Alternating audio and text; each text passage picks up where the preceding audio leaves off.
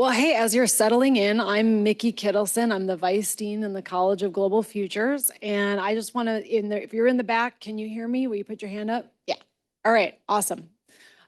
So delighted to be here today. Thank you very much for inviting me here today. And thank you to the work of Erica Martin. Thank you to the work of Dr. Sarah Al-Sayed. Really, this is an important event. And I'm just delighted to be here. So Global Futures and the College of Global Futures, which is in the lab, is really committed to students tackling the most urgent challenges, not years from now after they have their degrees, but starting to tackle them now and, you know, years on down the road. And I heard in the report some of the really, themes that we're looking for. These are complex problems. Solutions are multifaceted. This is what we're all about. And whether it's food security or water security or energy security, these sorts of complex challenges that require, a holistic perspective. And then we want students to transcend conventional thinking and do work that has real impact. And I mean, that's exactly what we're seeing in this report and in this event. That's broadening this to the larger ASU community, to the state of Arizona, to thinking globally, right? So we want to think from our communities to around the world. So this is just doing all of that. And of course, it also hooks into the ASU charter, which, we're serving our communities, we're taking responsibility. And so it's just, this whole event is just an exemplar of that. And it's also no surprise that this is coming out of the Swette Center. And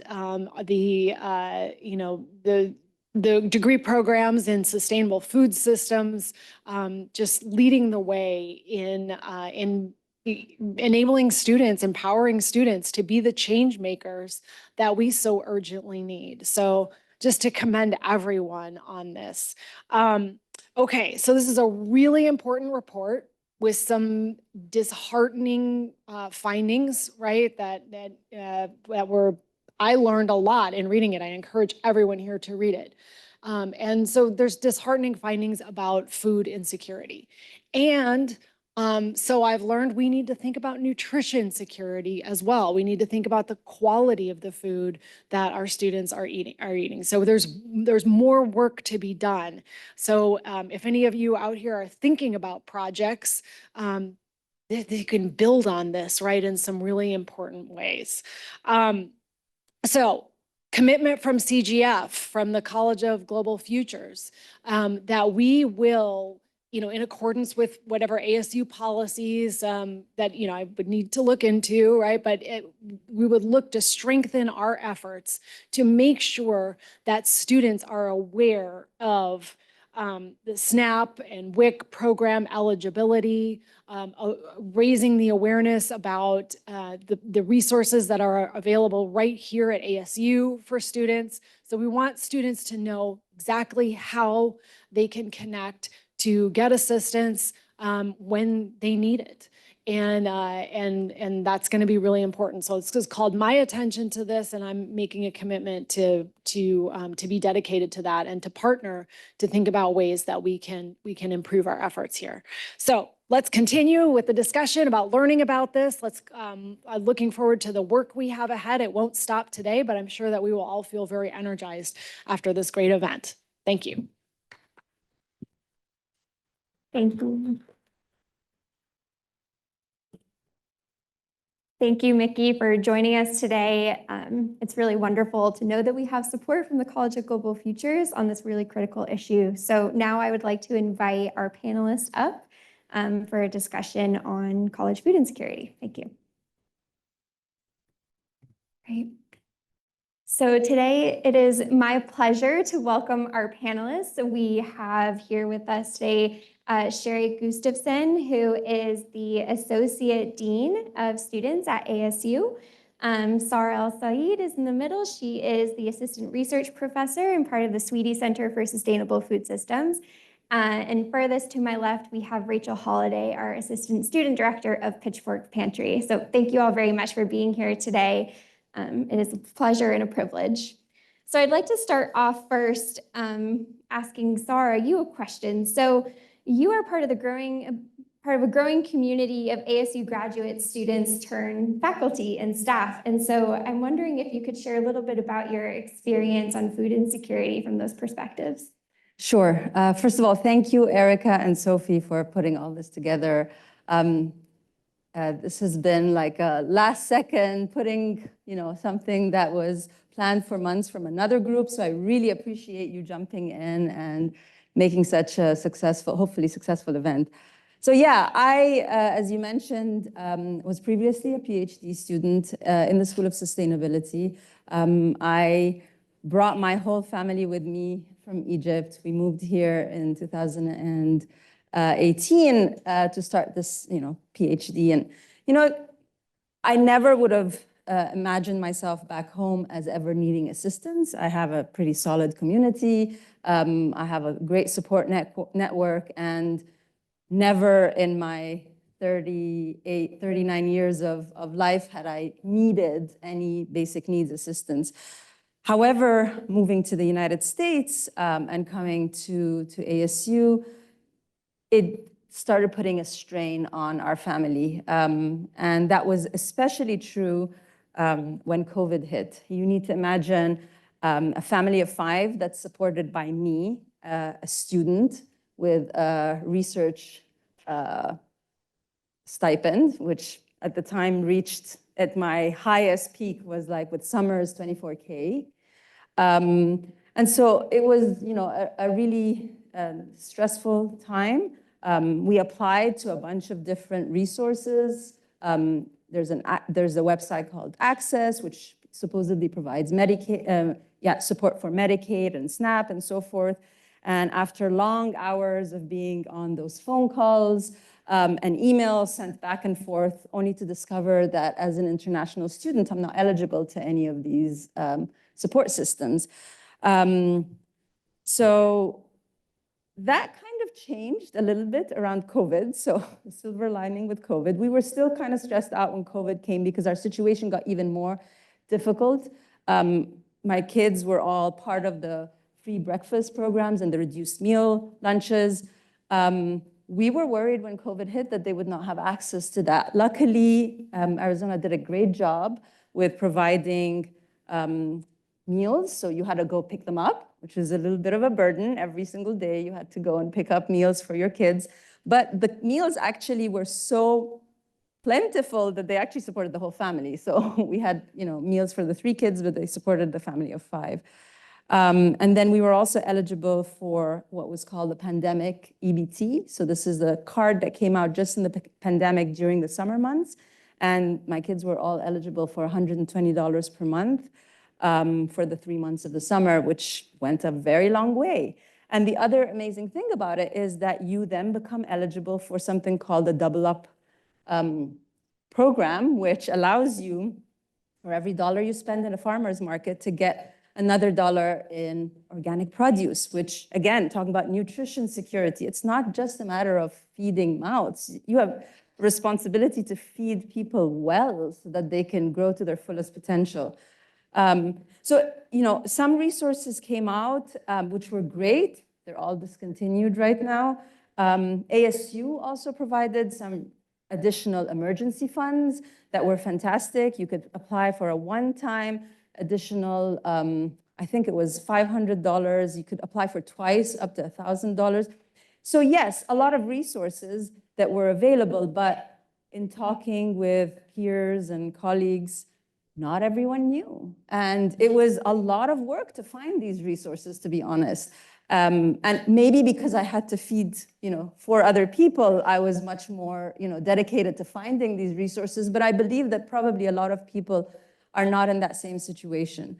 And also, one thing that I realized is, of course, there's a lot of stigma that goes around the idea of asking.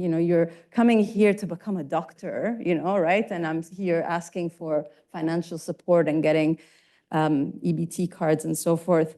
But I think one of the things that it made me realize is that, at the end of the day, we're trying to better ourselves to become, something better in our lives, and that we should, have a strong supportive community, and that this idea of food insecurity in college is not always a persistent or a chronic issue, that it could be a temporary one. And so I feel like the universities should figure out ways to actually support students through that transition, because it might just be, like in my case, just a transitional problem. Thank you. Yeah, thank you so much for sharing your perspective. And you bring up quite a few of the different types of supports that are available to students. We have quite a few that ASU offers, as well as some that are offered by the broader community. And so I was wondering, Sherry, if we could talk a little bit more about what student advocacy and assistance does, particularly around the student basic needs that are provided. Absolutely. First of all, I'd like to say thank you for having me today. And the work everyone has put into this has been phenomenal. And I was so excited to see the outcome and to be part of this. So thank you for that. I'm Sherry Gustafson, Associate Dean of Students. One of the areas of purview in my portfolio is student advocacy and assistance. So this is a team of professional staff that are housed within the Dean of Students office and are dedicated to supporting students, all students, undergrad, grad, online, immersion, doesn't matter. If you're an ASU student, you can connect with that office and they will support you and help you through whatever obstacle you are navigating. They're not going to necessarily solve it for you, but they are going to stand by your side and get you to the right place. That's connection to university resources, community resources. Oftentimes in instances of food insecurity, it's really looking at the unique situation of that student. So we want to really challenge each person individually to connect with our team and look at what is happening with their situation. So our team member is going to assess, how did we get here? What is the immediate concern? What is the immediate need? So in the immediate, many of the resources are our pantry. Pitchfork Pantry is a great resource on campus, or any of the food pantries that are in the local areas. Again, we're servicing online students that are located anywhere. So we're working to see what's in the area of the student. Are they able to travel and get to that food source? Are they close to a store? We have e-gift cards that we will get to students so then they can order food. We try to do some of the more affordable locations so they can maximize what is given. Again, being mindful that your cost of attendance, we can't exceed that. So there are some parameters in what we can give in the immediate, but we will work to do that. For students that are on a campus, we can get them a meal at the dining hall, whatever dining hall is closest and available in the immediate. So we can send you over to get a meal right then. And then again, connecting with our partners. One of our closest relationships is with our Council of Religious Advisors. Now, these are individuals that comprise of religious leaders from all faiths and backgrounds that are connected to the university. And they work very closely in the community with a lot of agencies that can help support and fuel these efforts in meeting the needs of housing insecurity and food insecurities. So that relationship has been really critical for some of our students that find that connection beneficial. Again, our staff in the Dean of Students office are the ones that can help make that connection for the student and work through that. Long term, we want to look at, is your financial aid packaging accurate? Maybe there were some documents missing, or the student didn't understand something that was being asked of them. We're going to reevaluate that. We'll work with financial aid and our partners over in that office to kind of see what's going on with that student's situation. So if it's a job, you're just struggling, you haven't been able to get hired, you need some help finding a job, we're going to connect with a partner in career services that will be dedicated to helping this student in that effort. So we really try to take a holistic approach, but really looking at the unique situations. Sometimes it's exploring natural supports and just talking through with the student. What's going on? Is there more happening? Oftentimes there is a layer of issues and concerns that have gotten to this point of a food insecurity, but there's much bigger things we need to address. So we're looking at that completely as a whole, and then we're getting the student connected. If it's counseling, if it's helping them reconnect with family and talk through strategies, what would that look like? Do you have someone local that you can connect with and feel safe and all of that? So it's really a great resource in the Dean of Students office. I want to encourage, if you have friends or individuals that you know of that are needing that assistance, get them connected. If you can remember Dean of Students office, we'll get them to the right spot. Thank you.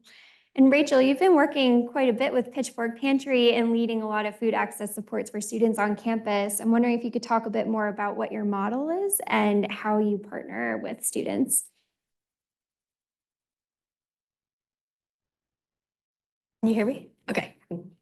The Pitchfork Pantry is my whole world. I think that it is the best resource for students that are facing food insecurity.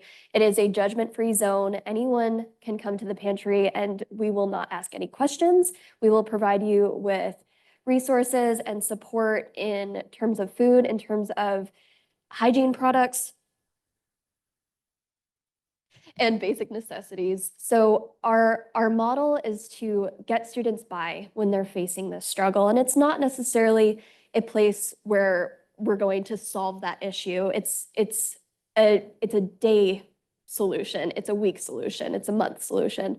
And we're here and we are partnering with different food banks, and we're partnering with local co-ops and getting fresh produce, making advantages, and, making sure that we're reaching students as best as we can, and we're reaching as many students as we can. And we're trying to destigmatize food insecurity. We don't want to make it a thing that has to be so hush-hush. We don't have to talk about it. It's a problem that so many students are facing, and we saw that with the report. A 26% number is outrageous. It is too high, and we're here to try to lower that number. It's unbelievable how many students are facing that and not reaching out for help. So there might be even more than 26% that we just don't know about. Food insecurity has no face, hunger has no face. And if someone is facing that problem, we are here to help without any judgment. So that's our model. Absolutely. Thank you. Yeah, and you bring up a great point. So there was a 2021 Student Food and Housing Insecurity Report by the Arizona Board of Regents, which found that of the students at ASU, NAU, and U of A who are food insecure, 76% of them do not utilize the existing services to improve their status. Which it was really just shocking to me. And much of that has to do with awareness. And it was really wonderful to hear from Mickey her commitment to increase awareness of the services that the university provides. I'm wondering currently, how do students access the resources from, the services that ASU provides from Pitchfork Pantry, and what could be done to improve awareness of those available programs? Jump in first. Okay. We need buzzers. No, I'm just kidding. So for the Dean of Students office, again, the stigma is real and can be very tough for an individual to ask for help and reach out. We really rely on community for that. So we make sure that community partners that are seeing students in their space that they're recognizing are struggling with food insecurity particularly, or any struggle, honestly, that they're referring them to our office and having that conversation, that soft connect, soft transition, like, hey, I know an office that's supportive, and they'll look at your situation, see what options are there, and just kind of break down those barriers and those fears that a lot of individuals have in asking for help. So we do rely on constant collaboration, communication, having those conversations with partners. And then students can access it. They Google ASU Basic Needs. The website will pop up. There is a student care form link. Student can click on that, fill out their information. If they're not wanting to explore all the options on their own, because it can be overwhelming, they can fill out that care form. It'll automatically come to our office, and a team member will outreach to the student within 24 to 48 hours, depending on the timing of when it comes in. Because weekends, it is not monitored for that. but we also have resources on that website for the immediate need. So that's as accessible as we can be other than phone. They can call the Dean of Students office. They can come by a Dean of Students office. We have a Dean of Students office on the 4 campuses here in the Phoenix area. So downtown Phoenix, West, Polytechnic, and Tempe. We also have a Dean of Students office in LA for our new California Center campus. And like I mentioned, you can reach out to any of those offices and there is a team member ready to assist. So it doesn't matter, students don't have to get caught up with trying to figure that piece out. So we're trying to make it as easy and seamless as possible, but the challenge is knowing to come to the Dean of Students office. So we are always looking to new ideas in getting the word out. We want to meet with students individually because there's something bigger possibly going on that as an institution we can look at differently and help assist.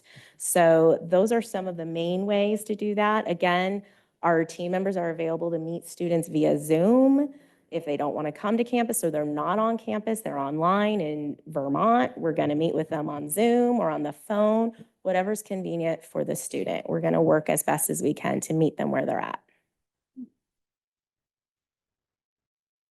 So, in terms of the Pitchfork Pantry, in the age of advanced technology and social media, I think that it's super easy for us to share our story and share our resources online. We have a huge social media following. We have a website, we have an Instagram, we have a Facebook, and we get a lot of communication with students through those platforms, which is really amazing. To talk with a food pantry or a food bank and get a response immediately. We'll have students reach out, ask for resources, ask for a source, ask for a place to go, in addition to the hours that we work and the hours that we're serving students. So coming to us, direct messaging us a question, emailing us, we are very responsive on email. It's an easy way to ask us for that information because we know it, and we're students too.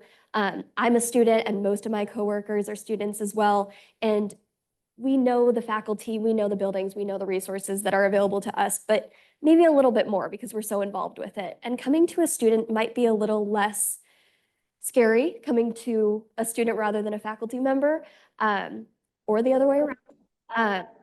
But being in similar situations takes that pressure off a little bit. So coming to us and making sure that everyone has that answer is really important, and we're here to share that. That's great too. We heard a bit about, it's really important to have the research and knowledge to really develop these targeted solutions. So Sarah, I'd like to ask you as a research professor, what are some of the challenges that we have or opportunities in, methodologically to understand what the landscape of student food insecurity looks like and developing improved solutions? Sure. First, I'd like to touch on something that was just mentioned by Rachel about that the percentage might be higher than 26%.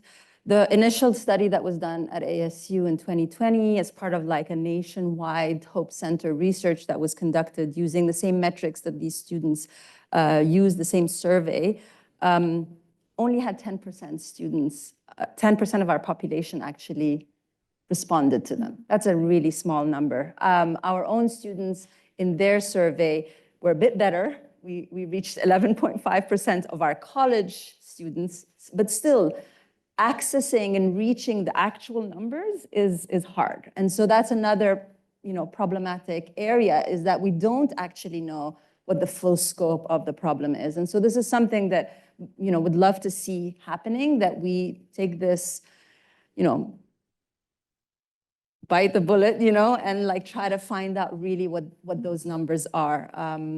They're probably around that, but I think we have a commitment to the students to try and figure that out. And then, so some of the things that I think are important, in talking to the Vice President of Student Services, Dr. Vogel, one of the things that was mentioned is that there's a lot of research that is taking place across ASU campus.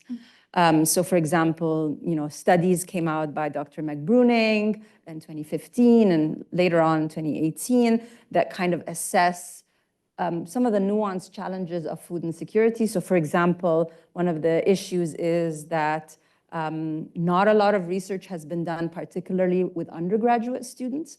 And they are in a very pivotal moment because they have just transitioned from school, from K through 12, where they might have had a ton of resources offered to them. They might have been part of a free meal program, and then or part of SNAP, and then suddenly their eligibility kind of disappears. And so it's a very precarious kind of moment as they transition into university where they don't necessarily know what resources there are for them and if there are any.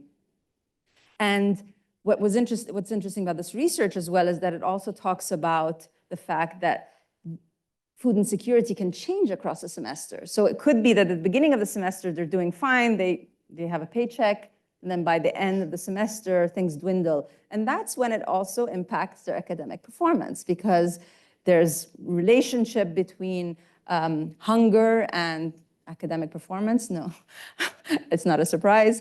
And so this, is important if we want our students to succeed. These are really two things that are directly correlated. But what Dr. Vogel was saying is that there's so much research happening, and there's, student projects like ours that are working on finding these issues. I found out that there was a research done by some Barrett students a few years ago that looked at meal plans and the fact that there are so many unused meal plans at the end of each semester that cost ASU money, like this is something that hasn't paid for, and that could easily be exchanged or given to students that might need it. I think there was also master's students from our college, MSA students, who did the research last year working with Pitchfork Pantry, and they were looking at how do you make Pitchfork Pantry more accessible, less stigma, and so forth. So there's a lot that's happening there, and so it would be really, interesting for us to figure out what all these pieces are. Now, what we're doing at the Swette Center is trying to encourage some of this work, and one of the big proposals that we've kind of put together is not just thinking of ASU, but thinking of ourselves in relation to other universities. So in the same way that we have we have programs for K through 12. The equivalent doesn't exist for colleges and university. There are no food and nutrition service programs from USDA that cater to this. So trying to bring that issue forward, we've been working with a network called the Menus of Change Research University Collaborative to try and mobilize different universities to try and see what are some of the other solutions. And one of the things that we're trying to work on is this idea of food agency. And that essentially means that through food education and cooking, and that methodology of actually cooking, which was brought up in the report, that you can learn quite a few things of how to overcome some of these challenges. So just simple things like budgeting, where to get resources, how to make dishes that are frugal but yet nutritious. So working towards that space of food agency is something that I think we're very hopeful about. And then the last thing you were asking about methodologies that I think is important. I think one of the big things that we need to explore and understand is what is the particular situation of college students, undergrads and grads, and what are the needs that they have that's different than what's currently known right now for children and what's currently known for adults. We are in a very different kind of situation. So we really need to be addressing that specific need and doing research that goes beyond just the surveys, but does more qualitative research to really understand what are the issues, some of the bigger issues that exist. Thank you for sharing that. So it makes me think that there are, quite a few different innovative programs that are taking place across the country to address student food insecurity, one of which is from the University of California system. So they launched a survey and collaborated with 10 of their campuses in a university-wide assessment of student food insecurity in 2017. And out of that initiative, they created a goal to cut student food insecurity by half in 5 years, and did so through cultivation of innovative partnerships such as the California SNAP program, local organizations that could provide services such as Wipe Out Hunger. And so I'm curious, from all of your perspectives, what are potential partnership opportunities? Obviously, with Pitchfork Pantry, you're doing quite a lot of wonderful work with the university, but I'm curious, are there others that you see as potential with other local community organizations?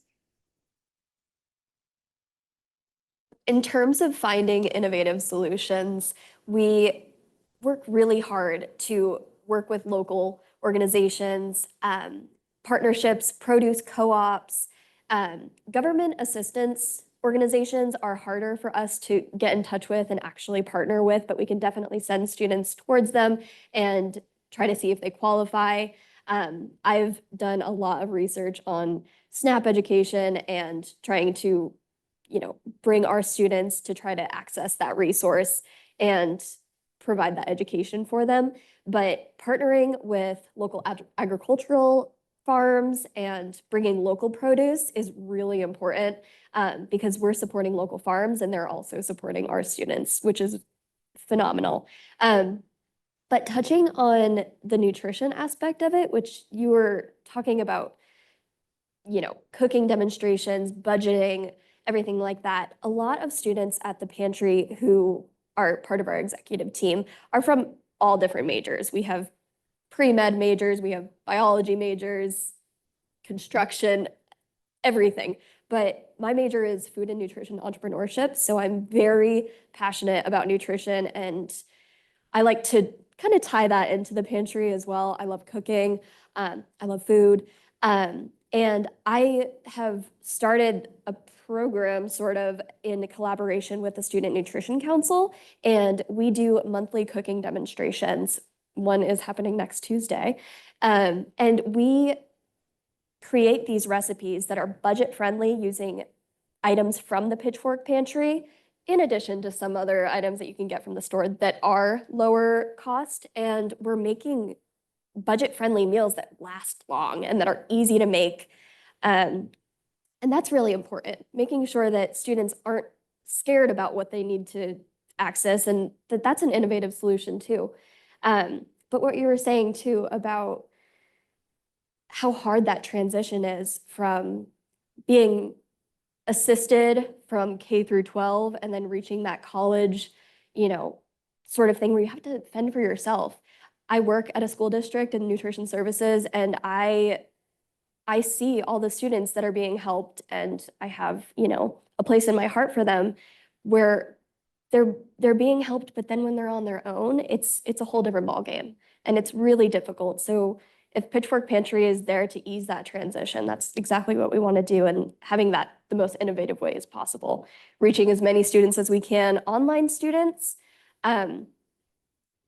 more what I said about the social media aspect, but also reaching students that are across all 4 campuses. Off campus, we have a partnership with DoorDash, and we reach students through our distributions. We give bags of food, perishable food, produce to DoorDash drivers, and they give these bags of food to up to 30 students every time we have a distribution, which is wonderful, and that's an innovative solution. And there's so many other ways that we can reach that, and so many other ways we can build on that.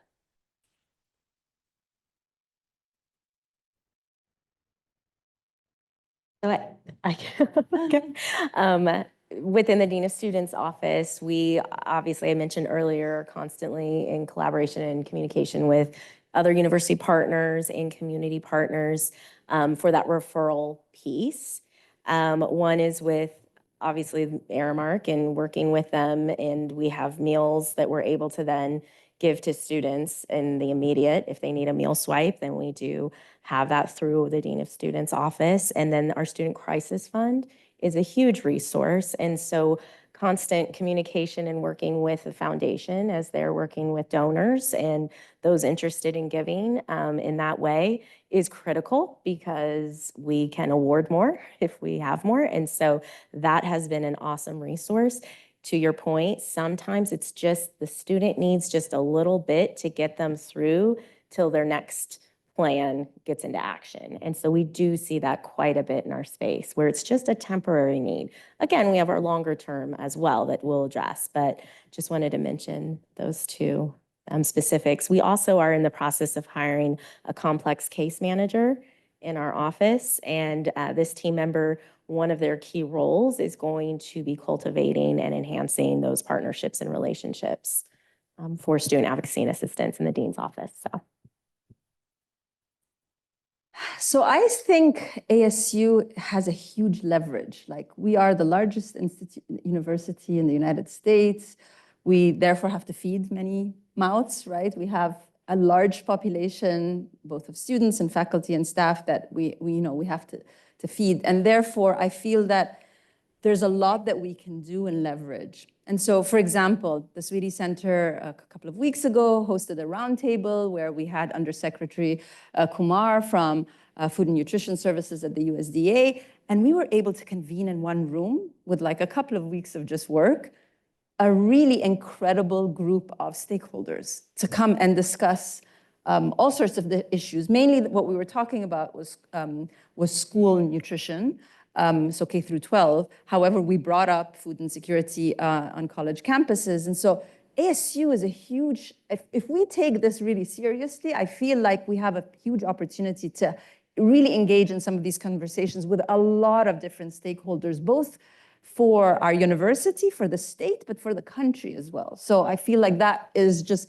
the overarching kind of thinking that I'd like us to be like approaching this with. Now, what does that look like on the ground? That looks like working with food pantries. There's a number of food banks that exist in Arizona. There's a good network of Arizona Food Bank Network. There's also people doing a lot of community gardens. We have our own garden commons as well. So we could be collaborating with different community gardens. We could be collaborating closely with farmers, with organic farmers, with local farmers. There's like a local fruit procurement program that we could be tapping into and trying to get support for some of the costs that are associated with that.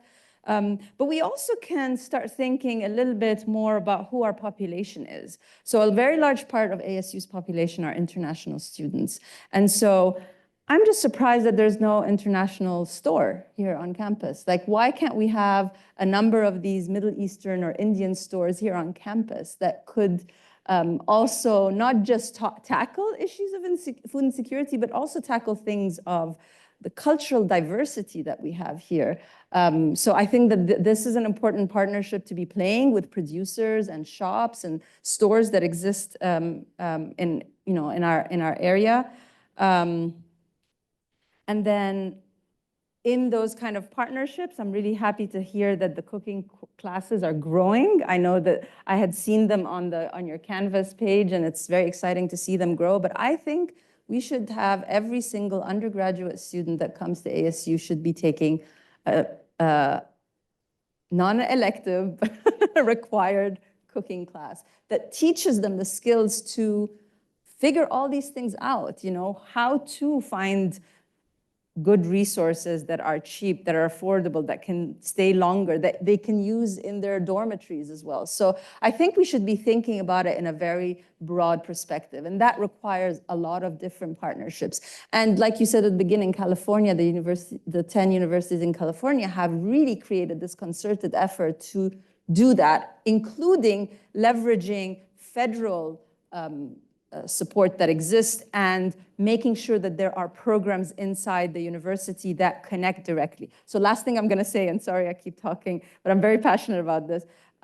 But we talked about the meal swipes. That's one leverage. We have the leverage to be able to say to the food dining services like sorry, I always say this wrong, Aramark and Sodexo and all the different food providers we work with, we have the leverage to tell them, well, I want in our contract to be able to do these meal swipes, or we would like for SNAP to be used in your pods or used in your restaurants in the same way that it is in some of the California universities. We don't have that here. So there's possibilities for us to really leverage how big we are to actually make some collaborations that create some institutional change here. That, and you bring up a really critical point about meeting people where they are. Food insecurity affects all different types of students. And so developing, services that can really address the specific circumstances that they're experiencing is critical. I'd be remiss to not mention, that food insecurity does disproportionately impact certain groups of people. So in particular, our study found that food insecurity disproportionately affects students who are queer, students who are Black, Indigenous, and people of color, those between the ages of 20 and 30, and those who aren't living locally to ASU's campus. And so I'm curious if any of you could share some, specific targeted supports to help those groups of students, or ideas that you may have about, providing that service in the future. So in the Dean of Students space, we work very closely with particular programs and other departments that are targeted towards individuals in such at-risk communities that you mentioned. The importance is getting information early on. So if we can reach students as they're coming to the university, whether it's undergrad or grad or whatever point they're becoming part of our community, that information is available. And so those specific offices, TRIO and our Council of Coalitions, we're working closely with those student leaders and individuals in those teams to know, okay, this is a population that may have some more of these issues than others. How can you get ahead of that? How can you destigmatize coming and asking for help? And so we're having those conversations pretty regularly, but can always expand. ASU is huge, and a student may engage in one office and not another. So we just want to continue to have those conversations and opportunities like this to share that information so they know where they can go for that support. And I'll say again, student advocacy and assistance will work with that individual student's needs. If they have particular dietary needs, religious needs, regarding their food needs, and want to connect to a community that they feel comfortable with, we have those resources that we can work, that are in the community as well, that we can connect them to. So. At the pantry, we definitely notice patterns. Like you said, that it's disproportionately affecting certain groups, and we see that happening again and again. And making sure that we access everybody is so important, because some groups that aren't coming to us probably are facing those same problems, but aren't aware of the resources that they're able to have and that they're able to go to. So even sometimes I see in my classes the syllabus for the teacher, for a new class. If you scroll all the way down, it's resources for ASU, resources for mental health, resources for, reaching a social, anything like that. Adding that pitchfork pantry or any sort of food security resource to the bottom of a syllabus, students are going to see that. And that does not target any specific student. That is every student. So that's not necessarily any particular group. I've had friends tell me, my teacher just mentioned the pitchfork pantry, like at the beginning of our class. And my friends know that I'm really involved with the pitchfork pantry. So that made me so happy. And if we have those sort of partnerships with different teachers at ASU, professors, and programs like that, that's reaching everybody. And we also partner with different groups, clubs, organizations across campus that is making that more real, making the Pitchfork Pantry a really accessible resource that anybody can go to. We'll have groups that will volunteer with us for our big Saturday distributions. We had the whole ASU Sun Devil women's basketball team volunteer with us, and I thought that was the coolest thing ever.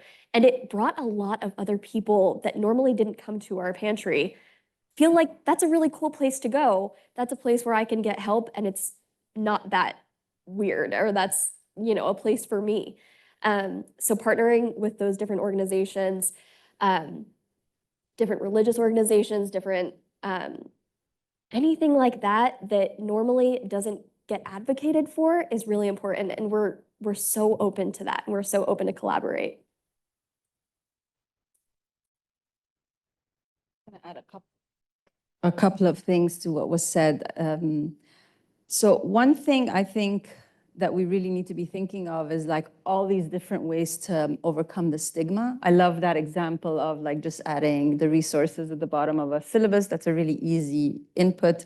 And I think we just want to, we should be creating a culture of care. And I think conversations like this, which are at the college level, at the school level maybe, where we engage in some of these things is important, but also walk the talk. Have spaces where we can share food. There's a ton of food that gets created on campus every single day for events that could easily just be shared. Like, why don't we do that as a policy across campus? There's easy ways for people to come and just take the leftover food, tons of it. But just in general, this idea of like creating more spaces of care where it's not an odd thing for anyone, like you're saying, to come and pick up food or to also contribute food, to create more of these. And I think that speaks to the more underserved communities that maybe have a connection to food that is more culturally based. So bringing more spaces where you can share your food culture and have more acceptance around some of these things, I think is kind of important. I think you touched upon this idea of personalized care. So once they do reach the dean of students, there is a personalized relationship that's really important with underserved communities because there's much more than just the food issue. One thing that's also important that is coming out of some really interesting research from different universities is the idea of creating more participatory action research in the space of food insecurity. So bringing more students into the research of understanding what the issues are helps themselves help themselves. So this is another area that could be very useful. Thank you for that. I think having more culturally relevant resources would be really fantastic on campus. So we've got a few minutes for questions. So wanted to see if anyone in the audience or online in the chat has a question. Yeah, Estef, please.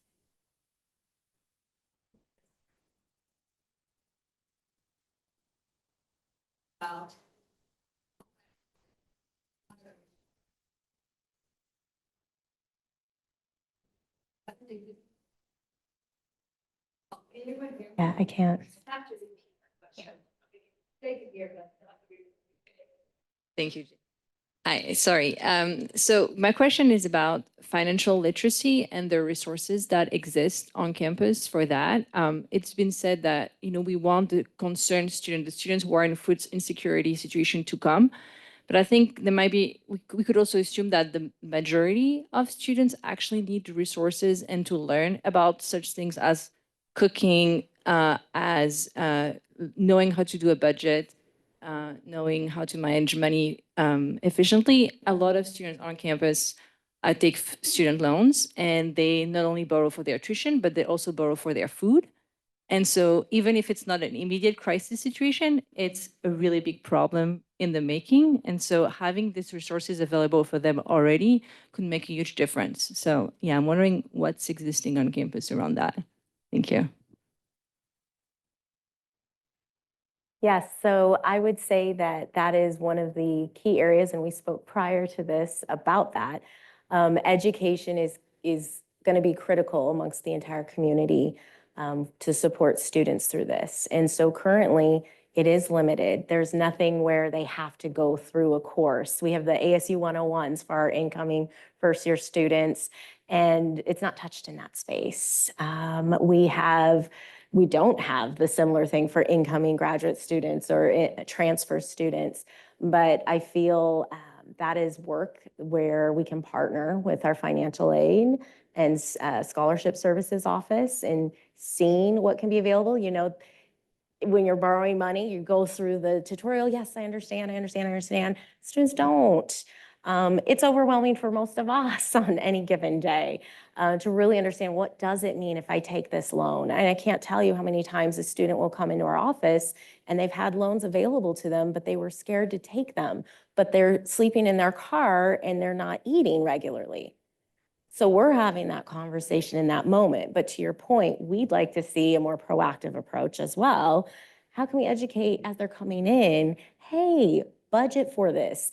many students that were on the free and reduced meal program all through their academics up until college, okay, that transition now, I have to budget, I have to figure out what does it mean to live off of this much for food for the week, and how does that look, and then the cooking. And I love the expansion of what Pitchfork Pantry has done with their Canvas shell and having those recipes and recipes on a budget and things like that. So we are constantly sending students in that direction, but there needs to be, I think, there's opportunity for more to be done at the upfront when they're coming into our space, because we don't want it to get to that point.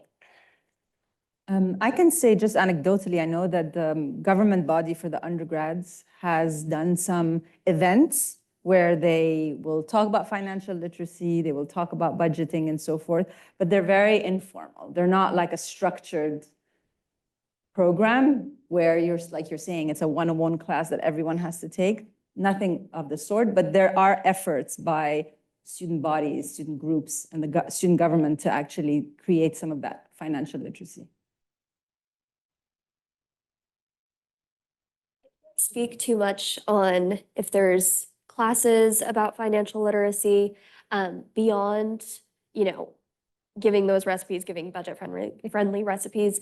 But I know that it shouldn't be hard. It shouldn't be hard to create an infographic with a bunch of different resources that you can use. Infographic on how to get a loan, infographic on how to budget, what to budget for, how much you should, how to get a job.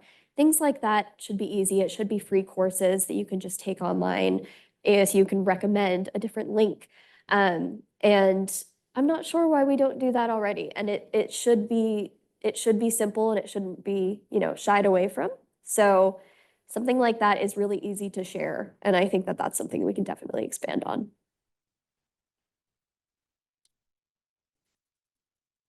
Yes, Kathleen. So we've heard a lot about references to frugal, healthy meals. So I'm wondering if any of you have a suggestion of a go-to, very inexpensive, easy to make, maybe even in a dorm room with a microwave or a crock pot or whatever. Maybe you're not supposed to have those things. Maybe I shouldn't say it, but an easy, inexpensive, nutritious thing students who are challenged by nutrition insecurity, what could be for dinner tonight? About this because I love different recipes that we've made and recipes that can be made from ingredients from the pantry. I love beans, and they are ridiculously healthy. I work with Blue Zones a lot. I'm not sure if you guys are aware of sort of their model, but it's an initiative that has been brought to America, Scottsdale, and they are doing this study on 5 places in the world with the highest amount of centenarians. And the food products that they're eating is, very natural, very low processed. And I was at an event and they said, if you didn't hear anything and if you didn't bring anything out of this event, the only thing you have to take is eat more beans. And we have a lot of beans to offer. And I think the easiest thing that I throw together 3 or 4 nights a week is beans, rice, veggies, and most of that comes from a can. And most of that is non-perishable, and you usually have that in your pantry. And there's so many different ways to spice that up. You can cook rice in 10 or 15 minutes, and that's a low budget option. Put beans on it, cilantro. If you want a protein item, chickpeas are a good source. But there's also, canned chicken, canned tuna. And we also offer different sorts of protein that are more perishable than a canned option. But I've done that. I've done black bean burgers before, and that doesn't feel like a canned food option that you're just kind of mashing all up together. Well, you actually do mash it together and you cook it. But each of those black bean burgers cost me 80 cents or so, which was wonderful. And that was our last cooking demonstration, actually. I made those and everyone loved it. They had no idea it was vegetarian. It was really high protein. It was like 20 grams of protein per patty, which is phenomenal. And that's something that's going to keep you have sustained energy. It's going to keep you full. It's going to energize you to actually, focus on your classes, do your homework, things like that. And it's low budget. Food shouldn't be something you have to be scared about. Skipping meals shouldn't be something that you have to do in order to eat food regularly.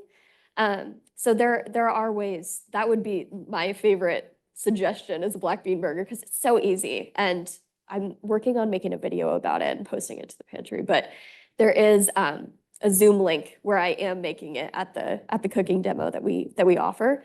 But there are so many different ways and so many different recipes, and we have a bunch of them online. So I can share that. I can also share a recipe that we have at least once a week in my family. So half a red cabbage chopped up thin and carrots shredded. And then we get maybe 1 or 2 sweet potatoes chopped up, either sweet potatoes or squash, whatever we feel like it that week. And then we use an oven, but you could probably use a grill to like grill them, put a bit of, butter, oil, whatever it is, salt and pepper. And then next to them in that same skillet, we put some chickpeas, again with the same olive oil. I like to put a lot of spices. So paprika, for example, goes in the oven. They all get roasted. And then so that gets tossed into the salad. So there's your protein and the greens. And then the dressing is, this is expensive, 1 avocado, just one, but expensive, 1 avocado, and then cilantro, celery, a lot of lemon, and then it all gets, and some sour cream or whatever cream, and then it all gets mixed into the blender, and then it's drizzled on top. Top-notch, delicious. Everyone loves it. That sounds And I don't cook, so I have no recipe. So I'll talk too about, even though it's really easy to have things that are canned in the pantry and everything like that, we have partnered with Sun Produce Co-op, and we have Swiss chard outside that you guys are able to take afterwards. But we offer so much produce at the pantry, which is really innovative and really something that you wouldn't normally expect from a food bank or a food pantry sort of situation. And that's a gold star for the Pitchfork Pantry, I honestly want to say. And it's not hard to get. Partners, like local farms, they want to partner up with us. They have so much produce and so many fruits and so many vegetables that they are willing to give to us or to give us a discount on. And there's so much food waste that's happening that we want to get that food that's perfectly fine. There's the whole ugly fruit, ugly vegetable program, which I love. We haven't necessarily gotten into that, but I think that's a really good idea. There's so much produce that we get that we can use in recipes like salads and things like that are so low budget and so, budget friendly that it's wonderful. So having things like cilantro just spices up a meal, and you can get it free from the pantry. That all sounds delicious. Well, we're at the end of time, but I just wanted to thank all of our panelists for Erica, joining us today. Really quick, we have a question online. This Oh. should be a really quick one. Okay, yeah, if it's Okay. quick, sure. Are there any resources on teaching students how to grow their own herbs or greens in their dorms or apartments? Anybody? You should probably talk to Garden Commons. That's probably the best resource to go to. Yeah, Nature Space and Hayden Library has a seed library, and you can go and ask a librarian to help you with that. That's a good point.